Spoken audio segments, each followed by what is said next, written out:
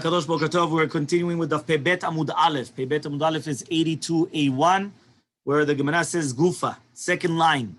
The Gemara says Gufa, Amar Rabbi Yishom Levi, says Rabbi Yishom Levi, Kol makom she'amar Rabbi Yehuda ematai bameh b'mishnatenu. Anytime that Rabbi Yehuda, right, says the words ematai and bameh in our Mishnah, eno ela lefaresh divrei chachamim, that comes to explain the words of the chachamim. Rabbi Yochanan says, ematai comes to lefaresh, comes to explain. Ematai is when do we say these words, right? Ematai, when are these words? And bameh dvarim umunim, no, that comes to argue. So therefore, it comes out that there's a machloka between Rabbi Yochanan and Rabbi Yoshua ben Levi. According to Rabbi Yoshua ben Levi, whenever Rabbi Yehuda comes and he says the words ematai and bameh dvarim umunim, it's lefaresh, to explain. But according to Rabbi Yochanan, no, ematai is lefaresh, and bameh dvarim umunim is lechalok, right, is to argue. Okay? The ematai, when it says the words ematai, so it says over here lefareshu. Are you going to tell me that when it says the words ematai, it means mamash lefaresh? It means to explain. That we learned on a Mishnah. Ve'elu hen apesulim. These are the psulim leha'id. These are the psulim to come and to testify. Hamesachek bekuvya, right? That means somebody that comes and he starts playing gambling, playing cards. Right? That's what it means over here. It means for money, for whoever wins. Malve beribit, if somebody lends out money with interest. Mafricheyonim, the same thing. They start doing these like tachariyot of, then it became horse riding. You put your money bets, who's going to win in the horses. Nowadays, they do it with games. For example, who's going to win the football game and who's going to win this and who's going to win that, or stocks. In the olden days, they used to do it mafricheyonim. They used to do it with yonim, which one was quicker. The sochare shvit, people that they come and they do business with shvit. All these people, they're psulim le'ha'id. They're disqualified from testifying. So Amar Rabbi Yehuda says, Rabbi Yehuda, ematai, when are these words? And I'll get one more time. He's saying ematai. And here, you just told me that according to everybody, whether Rabbi Yochanan or Rabbi Yishom Levi, the words ematai comes the faresh. But here it says, ematai, when are these words that he's pasul? He's van shelu manuti. Right? So he says if he doesn't have any other business. Which means that he doesn't have a profession. This is what his profession is, to gamble. Right? He says, but if he does have another umanut, he's kasher to testify. And we learned in a braita, Chachamim omrim, ben shelo manut elahi, ben sheyesh lo manut shelohi, pasul. It's always disqualified. So you see from here that even though Rabbi Yehuda came and used the word ematai, which we said that whether according to Rabbi Yochanan or Shmuel Levi it comes to explain, Chachamim argue on him. So that means, what are you talking about? So says the Gemara, Hayid Rabbi Yehuda ma Rabbi Tarfon here. He says, no. There, it was Rabbi Yehuda in the name of Rabbi Tarfon. That means just like he said over, which means it's like Rabbi Tarfon, just like Rabbi Yehuda said in his name. And therefore, Chachamim Behemet, they do argue on Rabbi Yehuda. Because it's not just Stam the Shita of Rabbi Yehuda, that's what we would have paskin like. It was Rabbi Yehuda in the name of Rabbi Tarfon. So there, we don't always go like that. The time was learned in Amraita, Amar Rabbi Yehuda Meshum Rabbi Tarfon, says Rabbi Yehuda Rabbi Tarfon, Lo'olam en echad mehen nazir. Right? It says over here, what's going to happen is like this. It says in the Braita, if a person comes and he says, Hareni Nazir, right? Shezeim ze Nazir, which means Hareni Nazir she'en, right? Or imzen no Nazir. So he comes and he says like this. So Amar Rabbi Yehuda Meshum Rabbi Tarfon, Le'olam en echad mehen Nazir. None of them are going to be Nazirs. Because Nazirut is only going to be when it's going to be lafla, which means not when it's going to be like a safek. Here it was a doubt. Hafla means it's for sure they made a neder, they're going to become a nazir. But the second there's a doubt, there's no nazirut. So alma, so you see from here, since there's a doubt whether the guy was a nazir or not, he's not somech dato to become a nazir. Hachenami, so too by us, since we don't know whether the person actually is going to win or not going to win, he's not going to be somech dato to actually acquire the money, right? And therefore, what's going to happen is that's why it makes him pasul for edut. Which means like this, if you would come and you would tell the person gambling, are you sure you're going to win? The answer is no. So now 1 second. If you're not sure, if I'm going to tell you right now you're 100% going to lose, are you going to gamble? What's the answer? No. Nobody's going to gamble knowing that 100% they're going to lose. They always have that doubt that maybe they're going to win. So because of that, when they're going to come and give the money over to the other guy, they're not giving it over with a true heart. So because of that, it's called stealing. And that's why they're going to be pasul le'edut. Hadran alach chalon. Next chapter Shemini, Perek Shemini. Okay, Pebet Amud Aleph, the new Perek. Keitzad mishtatfim betchumin. How do you do shituf in tchumin? Eruvet Tchumin, remember, is the 2,000 amot on the outside. How do you do Eruvet Tchumin? So it says, so you're going to put the chavit, the barrel of wine, which is full of the food or whatever it is. You're going to say, this is an eruv for the entire city. Whether anybody that's going to go to Bet Avel or Bet Mishteh, to the wedding hall or to the mourner's house, anybody that's going to accept upon themselves during the day, mutar, they're going to be permitted to go. Once it becomes nighttime, asud, you're not allowed to go outside of the tchum because now that's it. You already passed the time. Because you do not make an eruv once it becomes nighttime. Says the Gemara, Amar of Yosef, says of Yosef, the Chachamim did not make a heter to do eruvet tchumim unless you're going to do a dvar mitzvah. So says the Gemara, what does it come and teach us? Tanina, we already learned it once, right? We learned it in the Mishnah. What were the cases that we brought in the Mishnah? Bet Avel, Bet Mishteh. Those are both mitzvah. It's a mitzvah to go to Bet Avel. It's a mitzvah to go to Bet Mishteh. So says the Gemara, no. I would have thought to say Orcha Deminta Katani. They just brought down what do usually people go to, but not that it's obligated to go to a dvar mitzvah. The Mashman comes teach you that it's dafka. It has to be to a dvar mitzvah that you're able to go. Okay? Then we said in the Mishnah, anybody that accepted upon themselves during the day, so they're allowed to go and travel. Shema Mina, we learn from here, she'em breida, that there's no such thing as, that means we do not hold of the concept of breida. Breida means that I'm going to go retroactively and say that I'm going to designate a certain part. So he says, Di yesh breida, but if you're going to tell me that there is breida, why don't we just say that you're revealing your mind that already that you wanted to do it during the day? Meaning we do not say that we're going to go backwards retroactively and say that during the day it was going to be okay. We don't say that. So the question is, what does that mean? So you see from here, there's a proof that we do not say breida. So Amar Ravashi says, Hodiyuhu velo diyu ktani. No, really, be'emet, we're talking about when it says the words, if it was done during Mibod Yom, it's permitted. And if it's going to be done during the nighttime, it's going to be asur, right? We could also add in, if they let him know during the day that he could have done this, or if they didn't tell him, which means that maybe we do hold of breida, and therefore it's not going to be a proof, because we could also add in that if they already let him know that it was already there, that somebody did an eruv for anybody that wanted to use it. Okay, and by doing that, now there's no proof that there's no breida. Okay, so Ravasi says, Katan ben shesh yotze be'eruv imo. We're already talking about people that could use an eruv of another person. We're talking about now a katan, a minor of 6 years old. That means he's already full 5 years old, right? So he says yotze be'eruv imo. So it says he could still go out with the eruv of his mother, which means that the mother does the eruv for himself, and you don't need to be mizaket to him an eruv, and you don't have to add on food for this 6-year-old child. Okay, so basically why? Because since he's always after his mother, so he's part of her body, right? This is also the concept. Obviously in planes, they don't do this, right? Because in planes, it's at the age of 2 years old and up. And sometimes buses, I think, was 3 years old and up. But basically there's a concept that even a 5-year-old, 6-year-old, they always go after the mother. So it's part of the mother. You don't have to pay for such a child, that's why when the community used to do the seudot, right? 5 and under were free. Yeah, fine. So we're going to ask the following question. What about a child that needs his mother? He's going to come out with the eruv of his mother. But if he doesn't need his mother, and we also learned about a sukkah. A child that does not need a sukkah, he's obligated in the sukkah, right? That he doesn't need the mother, he's obligated. The mother, he's obligated in sukkah. So we ask, what is a katan? A person, a child that goes to the washroom and he doesn't need his mother to clean him. Rabbi Shimon Lakish says, if he wakes up in the middle of the night and he doesn't call his mother, right? So therefore, obviously, that could be even much older. So what's going on over here, right? So therefore, obviously, there has to be something over here. So says the Gemara, Ima sal kadaitak, you really think that it's katan she'en tzarich limo, right? It's somebody that doesn't call his mother when he wakes up in the middle of the night.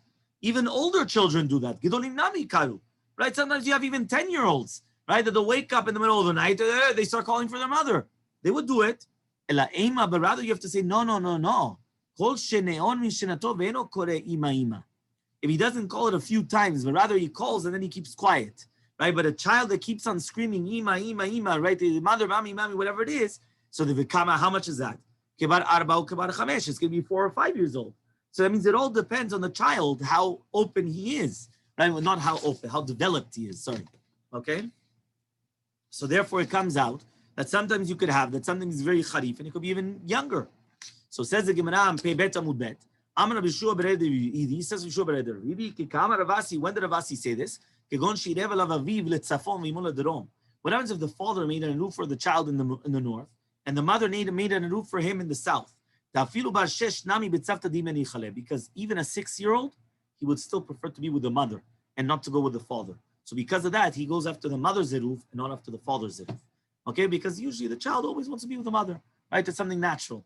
Okay, so Meitvei, so we're gonna ask the following question. Here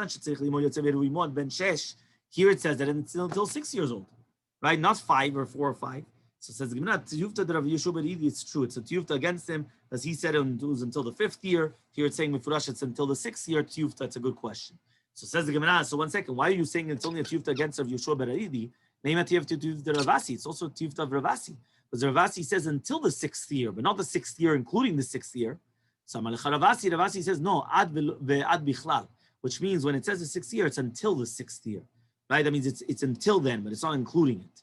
So lema tiyufta the Rabbi Yana v'Reshakish. Why don't we say it's also tiyufta against Rabbi Yana v'Reshakish, that they said it was only until 4 or 5 to do with the sukkah, right?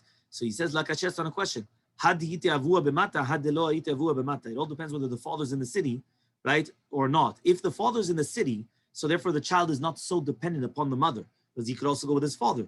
But if the father's not in the city, so then he's 100% only dependent on the mother, and therefore it needs to be until the age of 6. Tanu Rabbanan, we learned in a Braita. A person can make an eruv tchumin through his son and daughters, which are minors, which are ktanim. Or through his maidservant, his male servant or maidservant in knanim. Whether it was skama or not. But not through the Jewish maidservants, or the older ones, and not through the wife, unless it's with their haskama.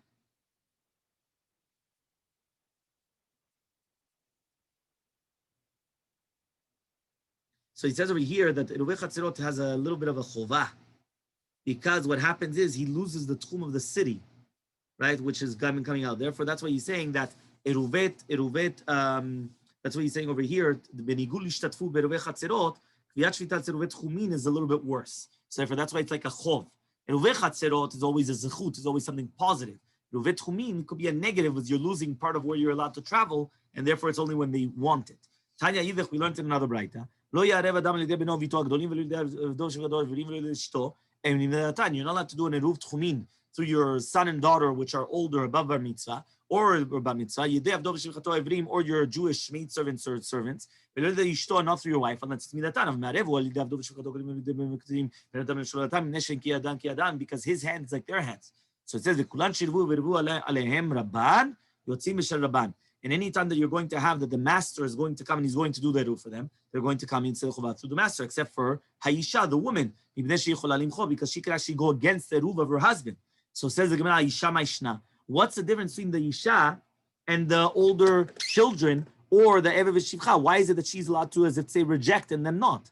Amar Rabba says, Isha v'chodam. You're right. It's the Isha and anybody which is compared to the Isha. So just like the woman could reject, so too the children that are above bar mitzvah could reject, or also the Eved and Shivcha, the Yirim could reject. Amar More says, Chutz min Isha b'nei she'yochola limchot. Tama demached. It's only if she was mocher, she did reject. Hastama, but if stama she kept quiet, nafkab de ba'ala, she's going to be tzorcha with the husband's eruv. Haktani reisha, we learned in the reisha, it has to be midatam. Midatam means only with their knowledge. My love, Damra'im doesn't mean that she has to actually come and physically and say, she has to be positive about it, objective, and say yes. So says Gemara, no. They kept quiet, that's already enough. If she's saying no, then it's not part of it. But if she keeps quiet, she agrees to the eruv, and she goes with her husband. We just said that anybody that makes an eruv with her master, and also they're going to be tzechova with her master. Ustama, when it's a stama, v'ktani, we learned, chutz mina isha, don't nafki, except for the woman that you're not going to be tzechova. Amar Rava answers, no, given sheirvu, en lecha megudim, since they also did an eruv, that in itself is the biggest objection. Meaning, if I'm going to do an eruv for my child, and they're above bar mitzvah, and then they also do an eruv, that is the biggest mecha, that is the biggest objection possible. Because that means they're not going after my eruv. So the fact that they already made their own eruv, that already shows that they're not relying upon my eruv, and therefore they did their own separate eruv. Mishnah, pebet amubet. Kama ushiro, how much is the eruv of eruvet tchumim? How much is the shiur, right, the measurement? So mazon shte seudo lechol echad v'echad. It has to be a shte seudo for every single participant. right? Mazono lechol velo Shabbat. But it has to be the food of the weekday and not of Shabbat. Remember, Sudot of Shabbat, usually we have much bigger meals, right? These are the words that Rabbi Meir. Rabbi Yehuda says, no, the Shabbat velo lechol. It has to be 2 Sudot of Shabbat, not of the weekday. So you need much more food. V'zeh mitkavnim la'akel. Whether it was Rabbi Meir or Rabbi Yehuda, they both wanted to be mekel, to do with the eruv. But they had a machloke, which one's a smaller one? Rabbi Yochanan, right? That means basically they both want to be lenient. The question is, which is a smaller meal, Shabbat or weekday? Very interesting. Okay. Rabbi Yochanan ben Broka says, "Mikikar bepunyon marba'asin besela." It has to be that the shiur of a kikar, which is bread, with the volume of a punyon, which is a coin, me'arba'a se'in, with the midah of 4 se'in of flour, by the nefach, the volume of 4 se'in of flour, besela that you buy for a sela. Rabbi Shimon says, "Shtei yadot lekikar mishalosh lekav." He says you need 2/3 of a kikar when you have mishalosh lekav, when you have 2/3, right, a shlish of a kav. Okay, chetzia lebayit menuga. Half of this is going to be for menuga, which that means if you're going to eat this amount, half of that is going to be for the, how long does it have to be in order to become tameh? Or a quarter of that is going to be to be posel the body from eating teruma. Okay, so again, these are just different measurements. Says the Gemara, kama mazon shte seudot, how much is the mazon shte seudot? Says the Gemara, tarte rifte karyata. It's like the volume of 2 kikarot lechem from the ikarim which they carry to the fields.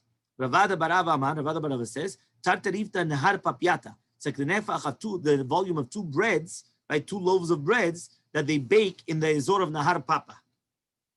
Okay? So Amalei Rav Yosef, Rav Yosef Pered Rava, says Rav Yosef to Rav Yosef, the son of Rava, Avuch Kiman Sfile, your father Rava, how does he hold? So he says Rabbi Meir Sfile, he holds like Rabbi Meir. And he's basically, which Seudah is bigger, right? The one of Shabbat, correct? Exactly, the one of Shabbat. So that's why he was lenient and he said that it's the weekday one and not the Shabbat one. Because everyone was going lenient. Ananami Rabbi Meir Sfile. We also like Rabbi Meir. The Ikra Rabbi, was if you're going to tell me Rabbi Yehuda, it's a question that which people come and they say, Rav Chalav Sima Shchiach, which means the Revach Matsui, right? Which means that usually people are very hungry, as if to say. Right? That they want to come and they want to leave over some space for the dessert. The dessert, which is always usually sweet, right? They always come and they become bigger when we want to have the dessert. People could be full completely. All of a sudden you bring out the dessert and all of a sudden they have room. It's magic. Yeah, all of a sudden it just opens up the appetite again. Yeah, Rabbi Yochanan, fine, 2 dots. Rabbi Yochanan ben Broka comes and he says, Tana, we learned in a Braita, Ukrovim divrem liot shavim. So the words of Rabbi Yochanan ben Broka and Rabbi Shimon, by that each one said something different, but they're very, very close together. So says Gemara Midami, can you even compare the 2 together? Rabbi Yochanan arba seudata lekaba. According to Rabbi Yochanan, it's 4 seudot in every single kav. And according to Rabbi Shimon, teisha seudot, there's 9. So 4 seudot per kav or 9 seudot per kav, that's not close together. It's double, you understand? It's a little bit more than double. You're going to tell me it's the same thing? Or it's almost the same thing. So Amar Rav Chasta says, Rav Chasta, no, you have to take away 1/3 that goes to the chemveni. So if you're going to take away 1/3 that goes to the chemveni, Rabbi Yochanan ben Broka really means 2 seudot, is actually going to be Ketana v'shlish, right? V'yesh ledato 6 seudot in a kav, and not 4. So it comes out, it's not really 4, it's 6. So it's 6 to 9. So the Gemara says still, v'akati lemor tisha, or more sheets. It's still going to be 6 to 9. It's an extra third. So it's not close. Being a third difference is not a close gap between them. Ela ki'idach Rav Chasta. He says, really, it's like the other one of Rav Chasta. The Amar that he says, tzemehen mechza lechemveni. You have to take away half of it for the chemveni. The akati and still lemor teisha or more tamne. Right? Tomorrow it's going to be 9 seudot. Another one it's going to be 8 seudot. So still you're going to tell me it's still not 8 and 9.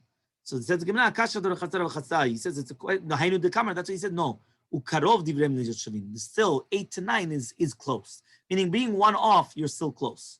Okay, if it's going to be 6 to 9, a third more, or 4 to 9, more than double. No. But if it's going to be 8 to 9, that's still close. So kasha Rav Chasta. He says 1 second. One time you tell me that it's going to be 1/3 of the mechira kikar, and one time you tell me it's half.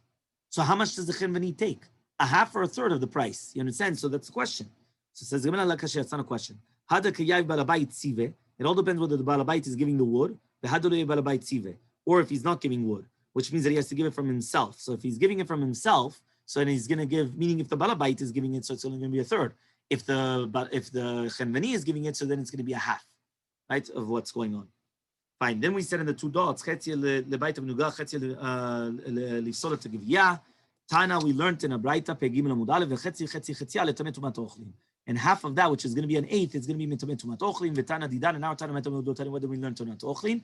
Shudelo shavil shiurai that is tumat ochlin. It's not always the same shiur. I mean, sometimes there's going to be different shiurim for that. And with this, Bezrat Hashem, we continue tomorrow.